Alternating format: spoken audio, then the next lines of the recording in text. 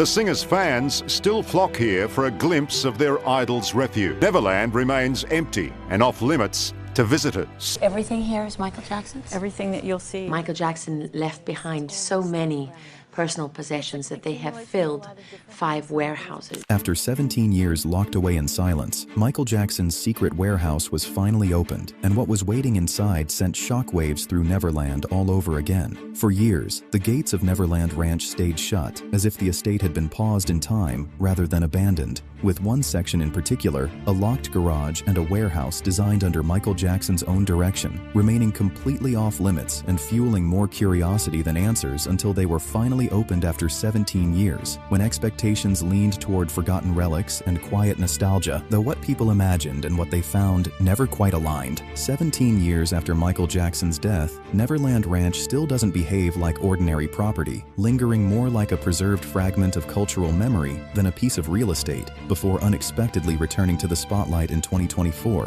when film crews came back to the grounds to shoot scenes for a Michael biopic, briefly transforming the once sealed estate into a working set and pulling Neverland back into public fascination once again. One of the things that I discovered is that it was very hard to get a sense of who Michael Jackson was by the end of his life.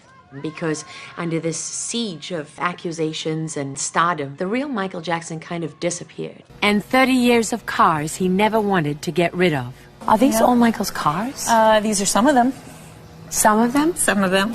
To understand why these forgotten structures matter, it helps to know what Neverland became at its peak. Michael Jackson bought the property in 1988 and turned it into something unusual that didn't fit into normal categories. It was not just a home and not just an amusement park, but a private place built for emotional escape. As we enter the main foyer here in the main house at Neverland, this was a room where Michael Jackson would greet his closest friends, and it was a room filled with artwork. These walls had huge paintings on them, some depicting Michael Jackson in whimsical or magical situations.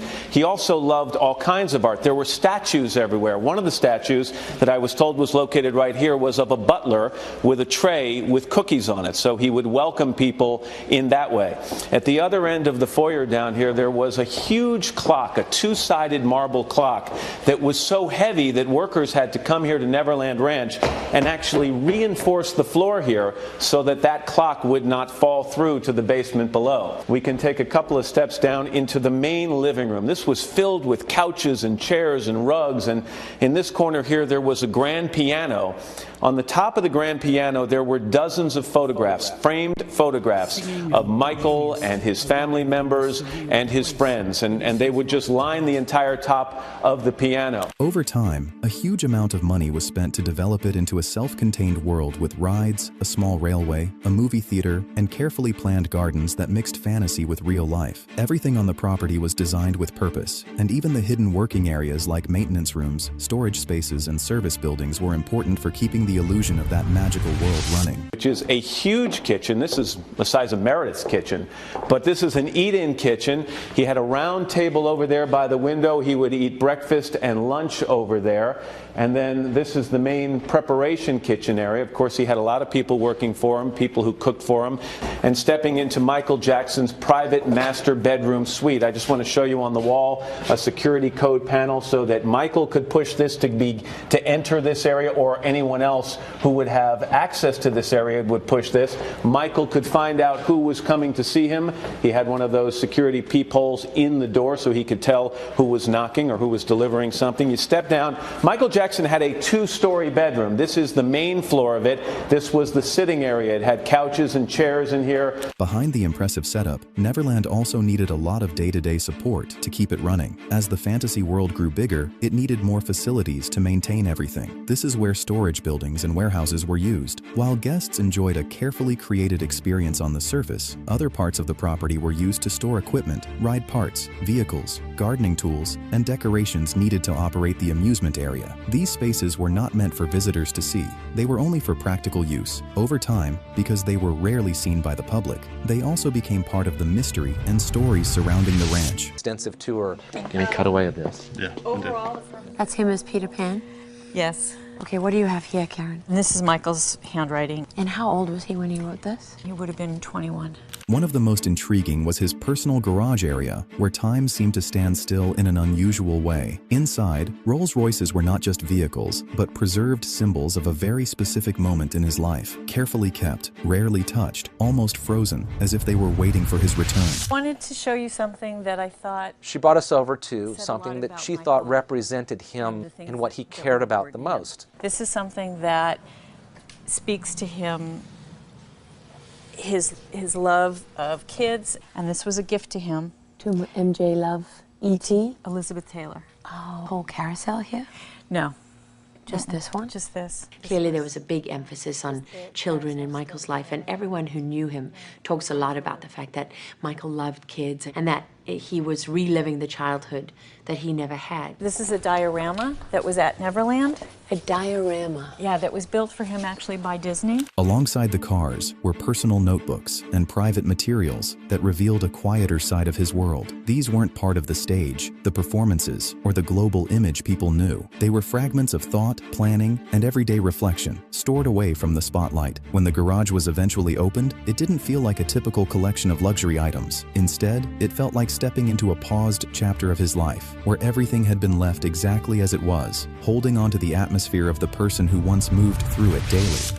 There's another Rolls Royce. Yeah, well, there's a few. Did he drive any of these? Of a tour itinerary in 1979 that described his mission statement for what he wanted to become. The document reads, MJ will be my new name. No more Michael Jackson. I want a whole new character, a whole new look. I should be a totally different person. He talks about that he will need to study and look back on the whole world of entertainment.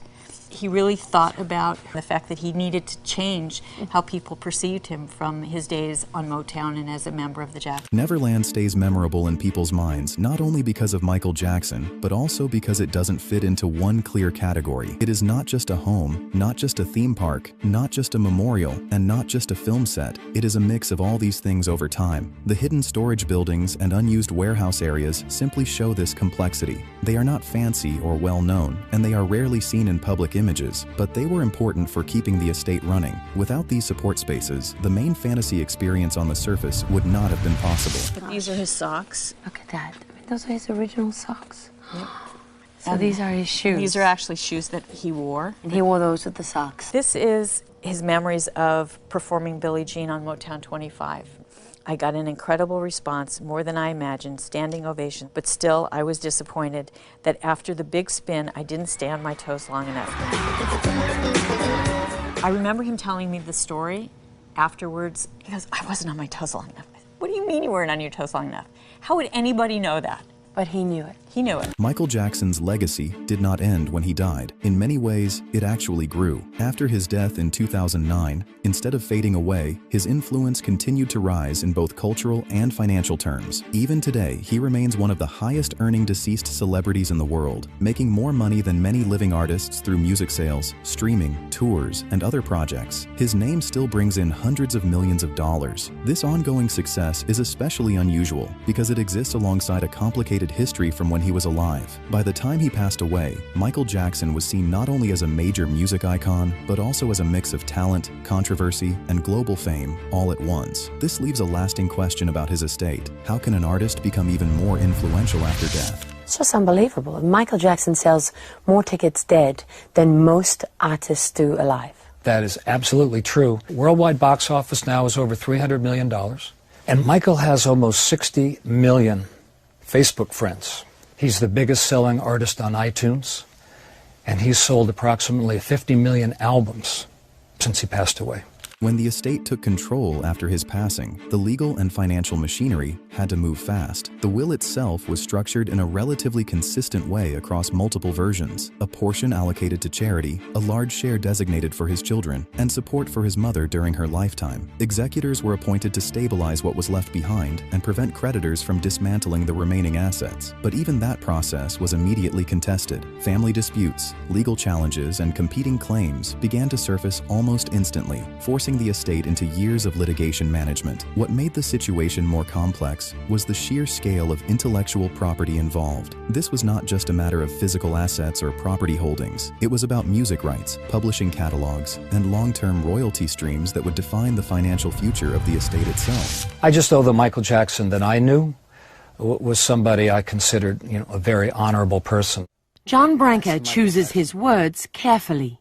Another subject he doesn't like to discuss is Michael Jackson's family. Jackson's father and some of his siblings challenged Branca as executor and the validity of Jackson's will, but the California courts upheld the will and Branca's ability to carry out Michael Jackson's wishes. There was a series of wills, and they were substantively almost identical. In that 20% went to charity, 40% went to his children, and 40% went to his mother as long as she was alive, and on her death would go to the children. The basic principle never changed. Never changed. The whole objective of Michael's estate plan is to take care of his mother during her lifetime and to accumulate the principal and the assets. One of the most important turning points came with the catalog strategy that had been built during Jackson's lifetime. Long before his death, he had invested heavily in music publishing rights, including the legendary ATV catalog that contained a large portion of the Beatles' songwriting library. That acquisition, originally purchased for tens of millions, would later become part of a far larger partnership structure with Sony. Over time, this evolved into one of the most valuable publishing entities in the music industry. The estate's continued ownership stake in that catalog became a cornerstone of its posthumous income. What once looked like a controversial business decision in the 1980s transformed into one of the most important financial foundations supporting his legacy decades later. Thrive on occasion. Late in his life, Michael Jackson financed much of his lifestyle by routinely borrowing against his assets. But it wasn't these personal belongings that he used as collateral. Although the copyright value of his own songs was worth well in excess of $100 million, the crown jewel of his investment strategy was his portfolio of other people's songs, especially those of the Beatles. Tell me about the music catalog, the publishing catalog that you advised Michael to buy. We started with the Sly and the Family Stone catalog. We bought some rock classics, People Get Ready by Curtis Mayfield, Dion and the Belmonts, Run Around Sue, The Wanderer, When a Man Loves a Woman, Great Balls of Fire, Shake, Rattle, and Roll. But then one day I got the call that the Beatles catalog was for sale. It was called ATV Music, and it was as if we had hit the mother lode. And you paid?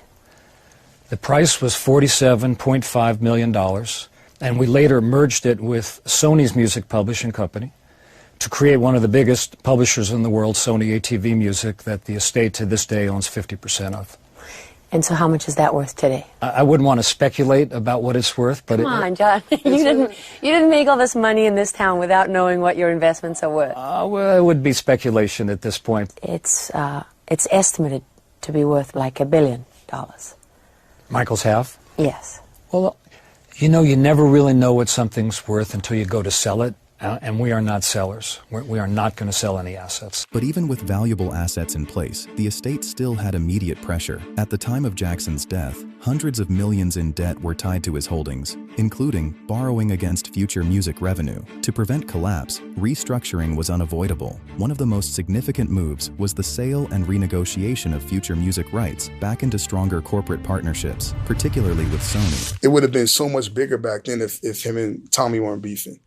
But why were they beefing? Over him owning half the catalog? I think there was just like, catalog discrepancies or whatever. And I mean, you did a bunch of that album. Yeah. You did, I did Unbreakable, like 6 or 7. Heartbreaker, Invincible, Privacy, Threatened. Yeah. It sells 6 times platinum worldwide, which is huge, but compared to his other albums, it didn't quite hit those heights. It wasn't a thriller. Yep. Or an off the wall. Yep.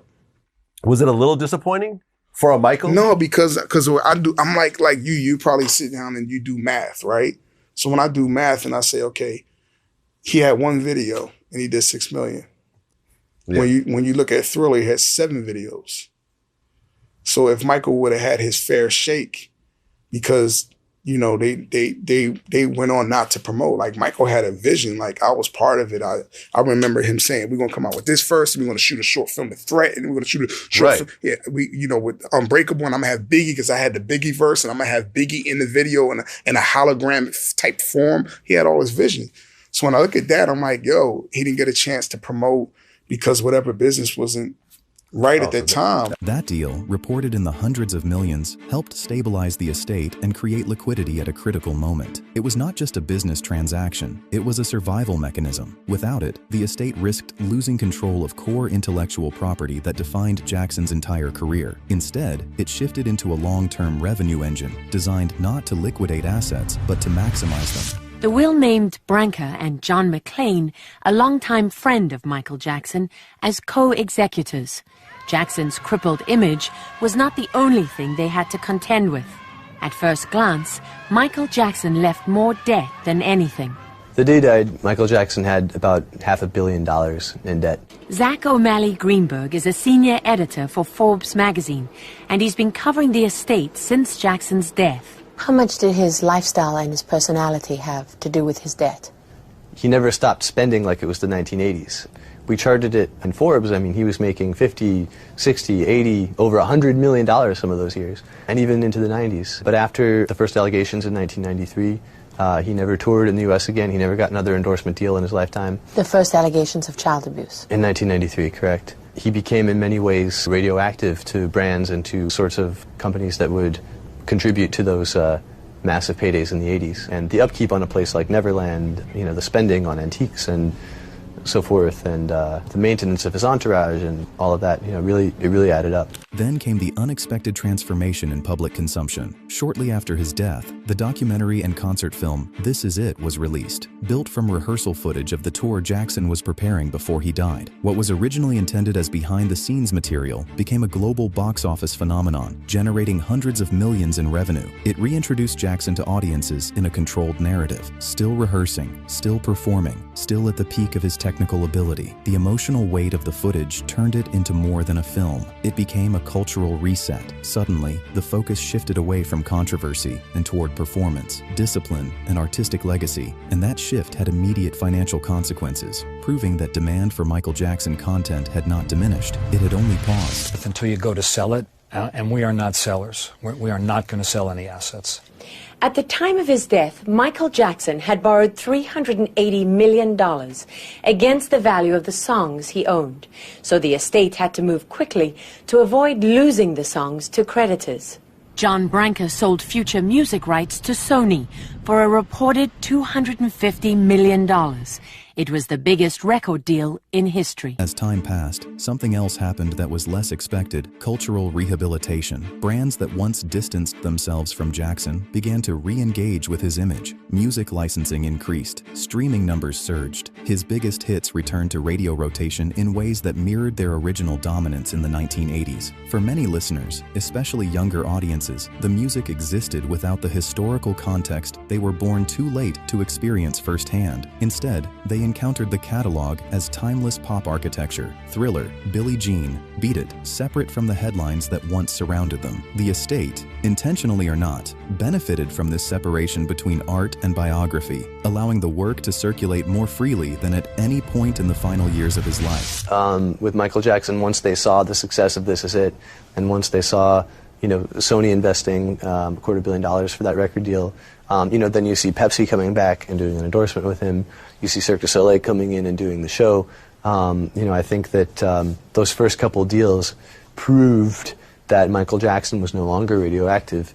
So death erased all his sins, or even possible sins, or suggestion of sins? I think his death caused people to remember him as he was in the Thriller years. You started to hear Billie Jean and Beat It and Thriller on the radio all the time.